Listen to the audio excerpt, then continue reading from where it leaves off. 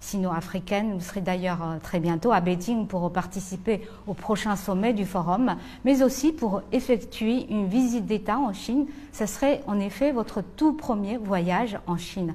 Alors qu'attendez-vous de ce sommet et de ce voyage? Le Sénégal, comme vous le savez, assure la coprésidence du FOCAC depuis le sommet de Beijing en 2018. J'ai donc hérité de ce legs parce que j'ai été élu en 2024. Il est notoire que les relations entre la Chine et l'Afrique s'inscrivent dans une dynamique de renforcement et de diversification. Sous ce rapport, le FOCAC est un outil important au service de cette coopération. Le sommet donc est un moment important pour faire la revue du partenariat sino-africain, de consolider les acquis et de décliner de nouvelles perspectives de collaboration dans des domaines mutuellement bénéfiques. Vous l'avez rappelé en prélude au sommet, j'effectuerai ma première visite d'État en Chine. C'est ma toute première visite d'État d'ailleurs en tant que président de la République.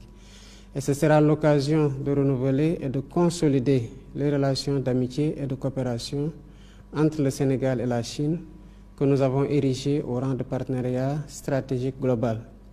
Donc avec cette visite, j'ai la conviction que le grand succès de la coopération sino-sénégalaise qui est matérialisé par plusieurs réalisations et plusieurs projets dans des secteurs variés va se perpétuer.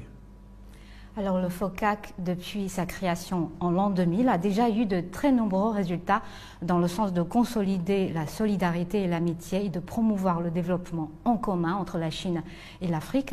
Comment voyez-vous, Monsieur le Président, le rôle joué par le mécanisme du FOCAC dans le resserrement des liens, dans le renforcement de la coopération entre Chinois et Africains?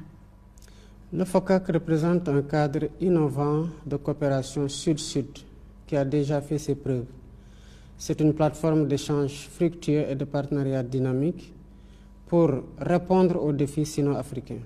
Et depuis sa création en 2000, le FOCAC a permis de consolider la solidarité entre nos deux régions tout en mettant en place des mécanismes concrets pour promouvoir le développement économique et social. C'est donc une plateforme de dialogue régulier et le FOCAC en ce sens permet, à travers l'adoption d'initiatives et de plans d'action, de mobiliser des ressources pour financer des projets structurants en Afrique en s'inspirant du modèle chinois. Le FOCAC, enfin, permet de renforcer les voix de l'Afrique et de la Chine sur la scène internationale en ce qu'il prône notamment l'égalité, la confiance mutuelle, la coopération gagnant-gagnant, la solidarité et l'assistance mutuelle. Et justement, Dakar, la capitale du Sénégal, a accueilli en 2021 la 8e conférence ministérielle du FOCAC, lors de laquelle le président chinois Xi Jinping a annoncé 9 programmes pour booster la coopération sino-africaine. Et en août l'an dernier, en Afrique du Sud, à l'occasion d'une conférence réunissant dirigeants chinois et africains, le président Xi a encore lancé 3 projets et initiatives pour soutenir l'Afrique dans ses efforts de l'industrialisation, de la modernisation de l'agriculture et de la formation des talents. Alors aujourd'hui, Monsieur le Président, quelle appréciation feriez-vous des résultats du suivi de ces mesures? En tant que coprésident du FOCAC et hôte de la 8e conférence ministérielle du FOCAC qui s'est déroulée à Dakar, le Sénégal a été témoin des importantes réalisations de ce partenariat, en particulier dans le domaine des infrastructures, avec la mise en œuvre de l'initiative La Ceinture et la Route. Beaucoup de routes, d'autoroutes, de ports, d'aéroports et de chemins de fer ont été construits. Des investissements importants ont été réalisés dans le domaine de l'agriculture, de la formation technique et professionnelle, de l'hydraulique et de la santé. Certes, les défis restent immenses, mais le suivi des initiatives et programmes lancés par le président Xi Jinping montre l'engagement solidaire de la Chine aux côtés de l'Afrique, qui augure d'un partenariat plus fort et plus élevé. Nous pouvons donc exprimer notre totale satisfaction dans cette coopération dans le modèle chinois. Et comme vous l'avez déjà rappelé tout à l'heure, Monsieur le Président, la Chine et le Sénégal sont liés depuis 2016 par un partenariat de coopération stratégique globale. La Chine est aujourd'hui le premier partenaire commercial du Sénégal. Le Sénégal a été le premier pays en Afrique de l'Ouest à rejoindre l'initiative La Ceinture et la Route.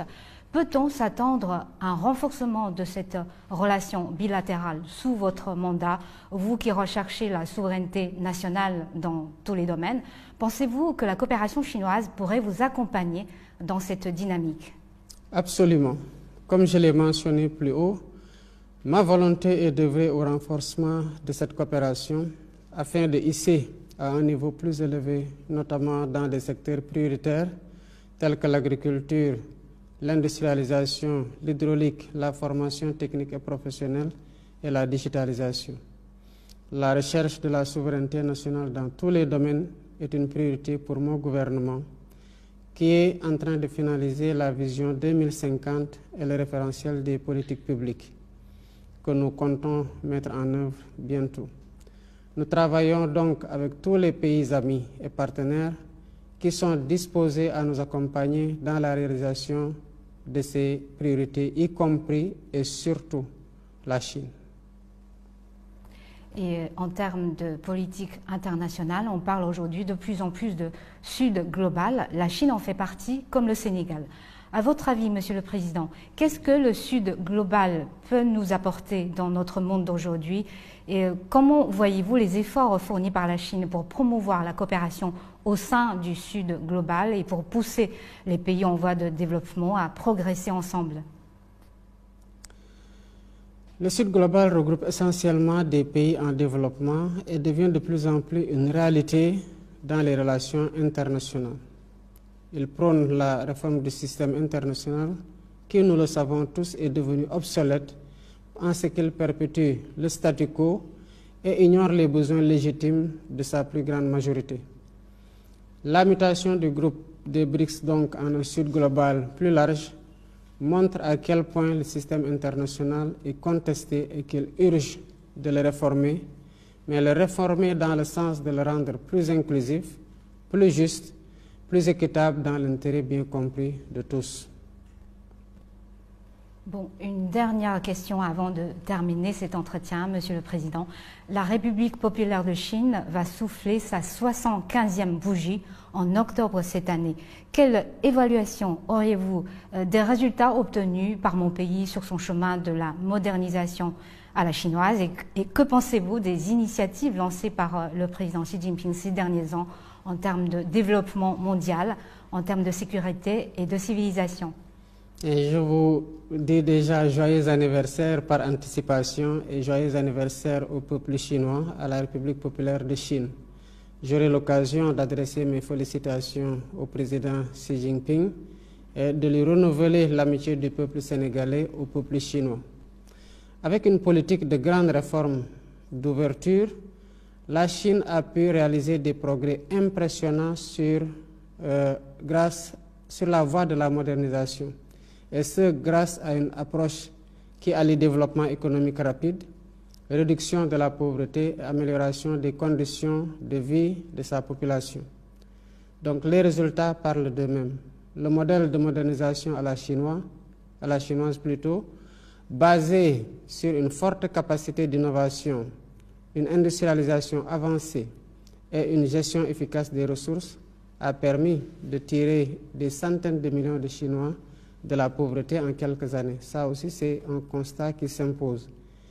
La Chine est donc, en ce sens, une source d'inspiration pour de nombreux pays en développement, y compris le Sénégal. Les initiatives lancées par le président Xi Jinping, telles que l'initiative pour le développement mondial, l'initiative pour la sécurité mondiale et l'initiative pour la civilisation mondiale, sont des contributions importantes pour renforcer le multilatéralisme comme fondement de la coexistence pacifique des peuples. Ces initiatives visent à promouvoir un développement inclusif et à renforcer la coopération internationale dans des domaines cruciaux pour l'avenir de l'humanité. La Chine, donc, en un mot, inspire toute l'humanité. Merci beaucoup, Monsieur le Président. Je vous souhaite bon voyage et bon forum. Merci beaucoup à vous aussi.